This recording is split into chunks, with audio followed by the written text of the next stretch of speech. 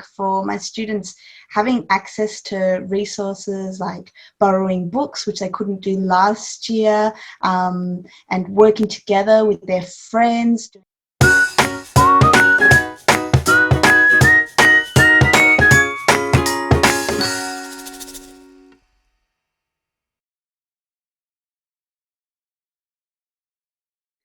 Okay, welcome back, guys. Nice to see you in 2021.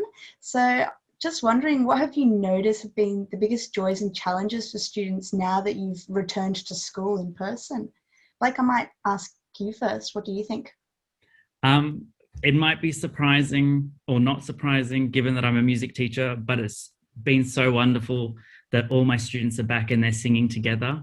And they're loving being able to come back and engage in their extracurricular music classes. And even though we did a little bit of singing while they were learning remotely at home, and we did put together a bit of a virtual talent show at term 4 last year, they're just really enjoying making music together. And at our lunchtime rehearsals, you'll have all the other kids coming from the playground to stand at the music room and listen and watch. And we've never had so many students joining our choir. We've actually had to move to the gym. So I think that's a big joy for the students. And you, Caitriona?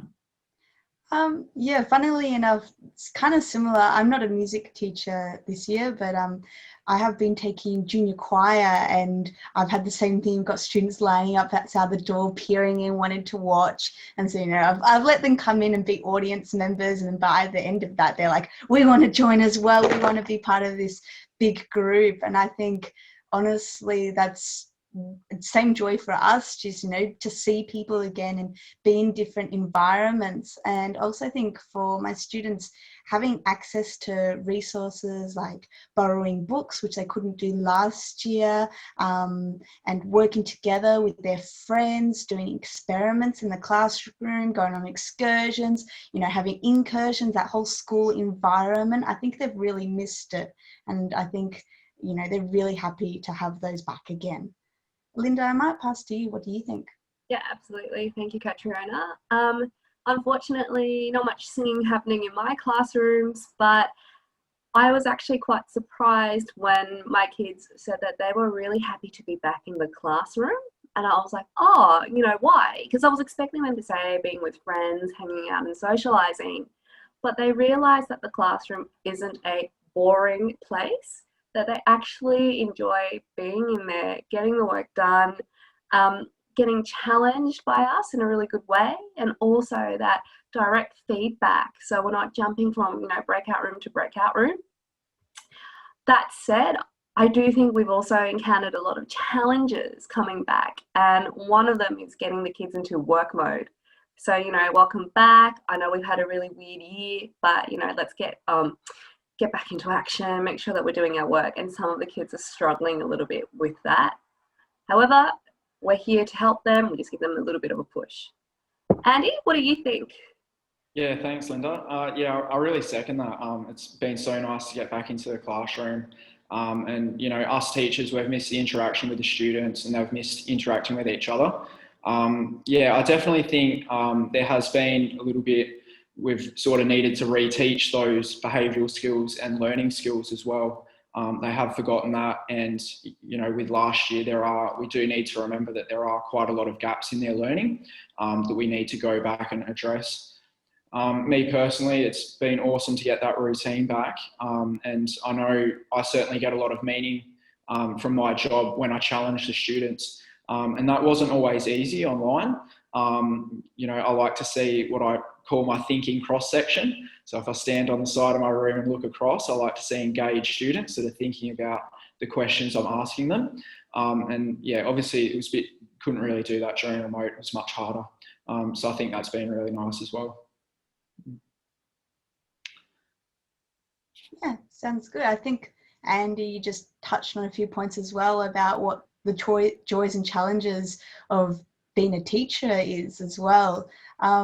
Blake, would you like to add to that? Yeah, I'll probably speak to maybe one of the challenges, because I'm sure we're all loving the joys. And in addition to that challenge of making up for lost time, I think we also have to recognize that a lot of teachers have a bit of an emotional debt or a physical debt. After what we've been through last year, it was such an intense year. We were working harder than we'd ever worked. And although probably we all had a nice restful Christmas break, because we've jumped into 2021 at top speed, we're trying to make up for that lost time and trying to get back to a sense of normality. I think we've almost brushed over taking the time to fully recover from last year. And I definitely see that with a lot of my colleagues at school. There's definitely additional emotional and physical fatigue, given that we're only a couple of weeks away from the end of term one. Caitriona, have you had any similar experiences at your school? Yeah, I think there are a few people in my school that may be feeling a bit stressed, and always at this time of year, everyone's looking forward to those holidays that are coming up. But for me personally, I feel like it's been really good to get back into a routine where, you wake up in the morning, you do your morning routine and you head to work, and, your work life is more separated to your home life. And I think that's helping emotionally with a lot of people and myself. I think, chatting with staff from different year levels is also really nice. So last year we were stuck a lot just focusing on your own team and your own students and just trying to push through with that. But now, we're back at school, we can talk to everyone who's there. I think it's also been difficult to trust some of the data from students from last year for two reasons. Firstly, it's a little bit hard to trust whether the work that they gave us last year was done by them, not by their parents or an older sibling.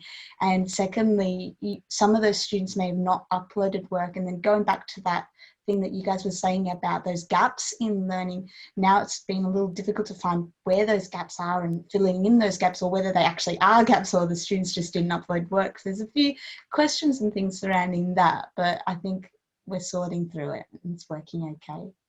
Andy, do you have anything else you'd like to add? Yeah, thanks, Caitriona. Yeah, I think it has been kind of like a bit of a clean slate this year. As you said, sort of the assessment from last year sort of needs to be a little bit skeptical of that. And, we do need to sort of treat it as a fresh start for them and assess them where they're at now, kind of thing. Yeah, I think last year was exhausting for us teachers as well. And I think sort of some of that has sort of carried over to this year as well. But yeah, we certainly do get a lot of energy from being, with one another in the staff room, having those conversations. So that's something that has been super important for me and many of my colleagues as well. It's, if you're having a tough day, being able to have that chat with one of your fellow teachers is just so important. Just normalizes a little bit of what you're probably going through, and it's one of the hardest gigs in town. So that's, something really important to connect. Yeah. I might just touch on what you said, Annie and Blake, in terms of that emotional and physical fatigue. As teachers, we definitely have experienced that, I reckon, no doubt, but also then seeing it in our students.